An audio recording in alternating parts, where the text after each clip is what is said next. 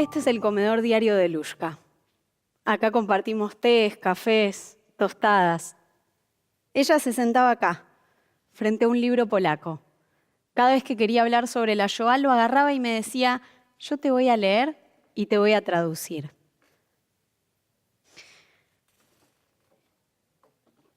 Yo me sentaba, prendía mi grabador y me entregaba a la experiencia. Lushka hablaba con un acento particular, un tono tranquilo, pausado. Al principio, cuando me contaba su historia, hacía muchos silencios, pero muchos silencios. A mí me ponían un tanto incómoda. Me imaginaba que con sus 91 años eso era normal, o que tal vez se olvidaba de lo que me quería contar. Pero a mí esos silencios me ponían muy incómoda. Sentía que necesitaba llenar el espacio, decir cosas. Con el tiempo, entendí que cuando Lushka me contaba su historia, además de recordarla, la veía. La veía pasar frente a sus ojos. Tal vez por eso hacía silencio. Entonces propuse comenzar a imaginarla, imaginar a su familia, lo que ella me contaba. Hoy les voy a contar su historia, sus historietas, como le gustaba llamarlas, y les propongo que ustedes también la imaginen. El 2 de mayo de 1920 nació en Cracovia, Polonia, Sala Offen. El nombre se lo habían puesto por tradición en honor a su abuela, que ya había fallecido. Pero al papá no le gustaba ese nombre. Propuso decirle Salushka, pero era un nombre muy largo para una bebé tan chiquita. Finalmente la apodaron Lushka, nombre que la identificaría toda su vida. Lushka vivía con sus padres y su hermano Edek.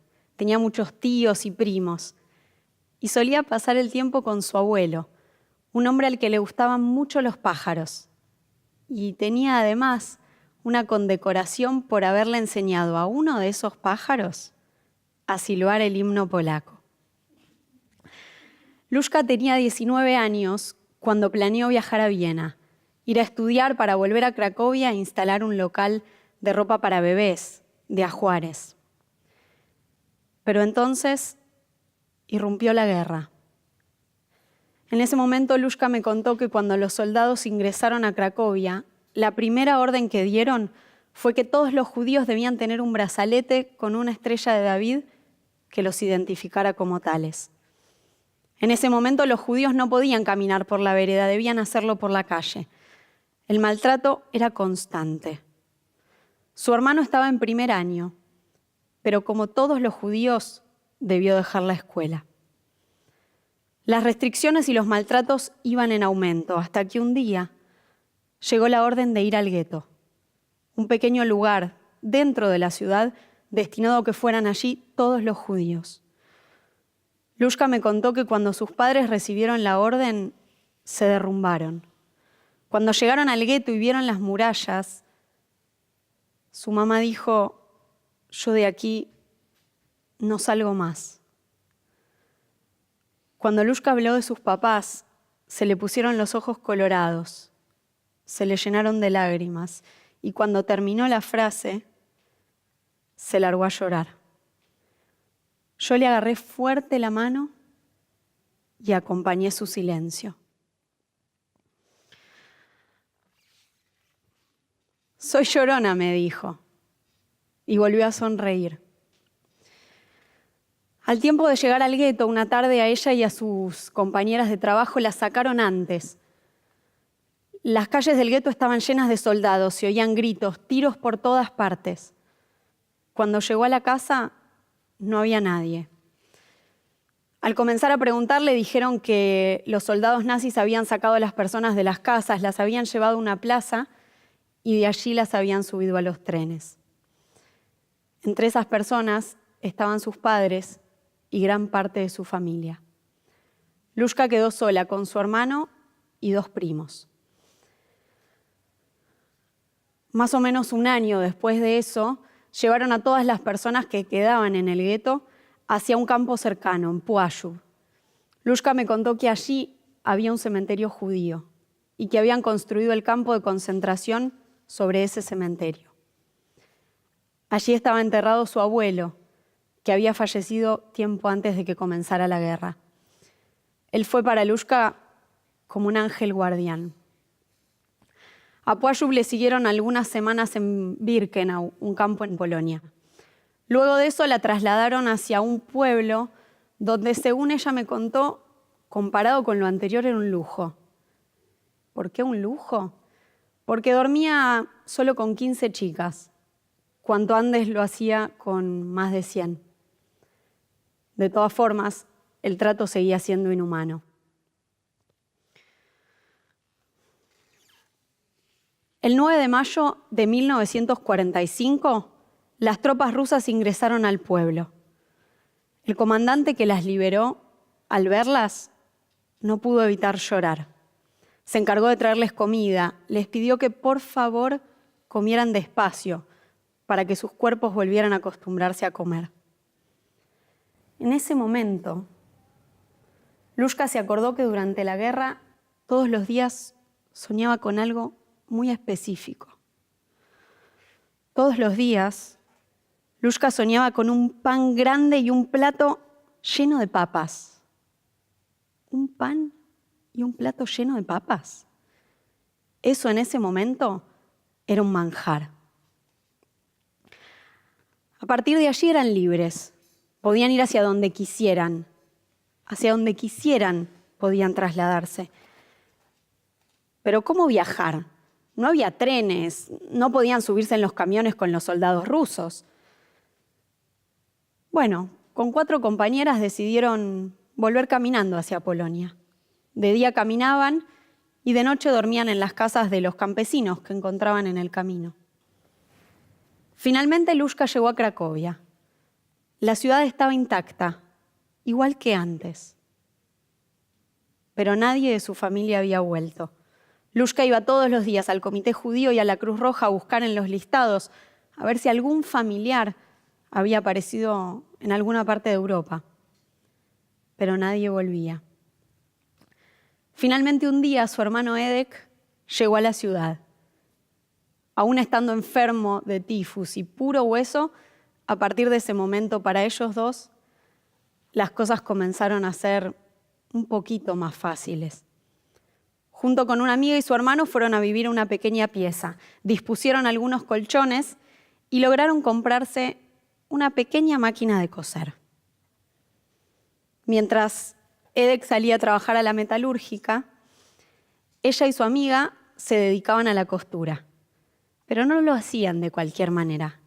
Quiero compartirles, quiero que puedan escuchar conmigo cómo vivían. Si mi amiga salía, yo me tenía que quedar. Claro, siempre tenía que haber alguien. No, teníamos una blusa y una pollera. Así que yo salía, ella se quedaba. Ella salía, yo me quedaba. Así, así.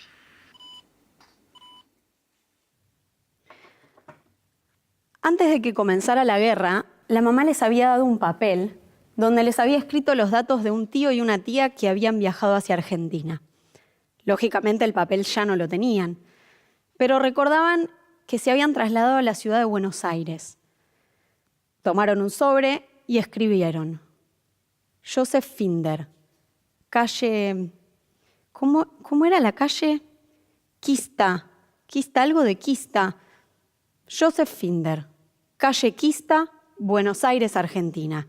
Y así lo enviaron. Una amiga de Lushka iría a Múnich y se la daría a unos soldados estadounidenses que podían enviarla. Una noche estaban cenando con la encargada del edificio. Suena el timbre. La encargada va a abrir la puerta y vuelve gritando: «Lushka, Edek, telegrama para ustedes». La carta que habían enviado desde Cracovia había viajado hacia Estados Unidos y había llegado a las manos de su tío, Joseph Finder, calle Reconquista, Buenos Aires, Argentina. Con el telegrama de su tío había comenzado la odisea de volver y viajar a Buenos Aires. Al principio le había hecho los arreglos y Lushka y Edek se trasladarían a Praga. Pero Edek se reencontró con un viejo amor y no quiso dejarla. Entonces se quedó en Polonia. Lushka pasó 2 meses en Praga. De allí se trasladó a Estocolmo, desde donde viajaría en avión hacia Bolivia. Recordemos que en esa época los judíos tenían prohibido el ingreso a la Argentina. Entonces así fue como se tomó el avión y llegó en la escala a Buenos Aires. Entregó su pasaporte y vio que sus tíos estaban del otro lado del vidrio. Cuando quiso recuperar los documentos, le dijeron que solo se los darían cuando ella viajara a Bolivia en 3 días. Lushka no sabía qué hacer, porque lo que sí sabía es que no iba a viajar a Bolivia. Pero no tuvo otra opción. Siguió adelante, fue con sus tíos y dejó allí sus documentos. Recién los recuperaría 3 años más tarde, cuando su hija ya tenía 2 meses. Cuando Lushka se instaló en Buenos Aires, una conocida de la familia un día la invitó a tomar el té. Lushka no la conocía demasiado y tampoco entendió del todo el motivo de la invitación, pero decidió aceptar. Fue al día siguiente, tomó la merienda y cuando volvió a la casa la tía le preguntó, bueno, ¿y quiénes estuvieron? La señora Hoffman, por supuesto, y en un momento se acercó un hombre alto, grandote, que hablaba muy bien polaco. Era el señor Hoffman, ¿no es cierto? La tía entre risas le dijo, el señor Hoffman es peticito y no habla polaco. Seguramente sería Mauricio, el hermano de la señora Hoffman. Al día siguiente suena el teléfono. Hola, usted estuvo hace 2 días en la casa de mi hermana y estuvimos charlando. Me gustaría invitarla de paseo a Pilar para que conozca. Un momentito. Me está invitando a salir, pero yo ni lo conozco. Anda, le dijo la tía. Yo conozco a la familia, no te va a comer. Y así fue. Al día siguiente se tomaron un tren, luego un sulky y pasaron todo el día en Pilar. A ese encuentro le siguió un café, luego él la fue a buscar al trabajo y después de unas 6 semanas le dijo, yo tengo 34 años, vos tenés 27. ¿Qué vamos a esperar? Nos vamos a casar y listo. Y así fue. Miren qué bonitos. Lushka me contó que después de la guerra hubo 2 cosas que le quedaron. Una, que en su casa siempre tenía que haber pan y papa. Siempre. La otra, que por suerte le duró poco, era que todos los días tenía que sentarse en la cama y, tal como lo había hecho durante la Shoah, revisar que la ropa no tuviera piojos. Mauricio se sentaba todos los días en la cama al lado de ella y revisaba que la ropa no tuviera piojos. Dios fue muy bueno por el marido que me dio, me decía Lushka. Me repetía una y otra vez lo afortunada que había sido de conocer a Mauricio. Me deseaba que si algún día yo me casaba, tuviera un marido tan bueno como él. Cuando hablaba de Mauricio, se le iluminaba la cara, le brillaban los ojos. Era hermoso verla. Cuando comencé Proyecto Aprendiz, algunas personas me preguntaban por qué tenía ganas de hacerlo. ¿Por qué me interesaba pasar las tardes con una mujer mayor que me contara una historia tan dolorosa, tan difícil? Hoy puedo decirles que llegué a Proyecto Aprendiz para mantener vivo el legado, para contar su historia, pero no solo para que no se pierda. Llegué a Proyecto Aprendiz para que la historia de Lushka sea una alerta, sea algo que tengamos presente en las pequeñas acciones, en aquellos pensamientos, en aquellos dichos que señalan las diferencias entre las personas como algo negativo. Cada vez que pienso en Lushka, además de sonreír y de emocionarme, recuerdo una frase que dice que aunque todos diferentes seamos, sangramos igual. Muchas gracias.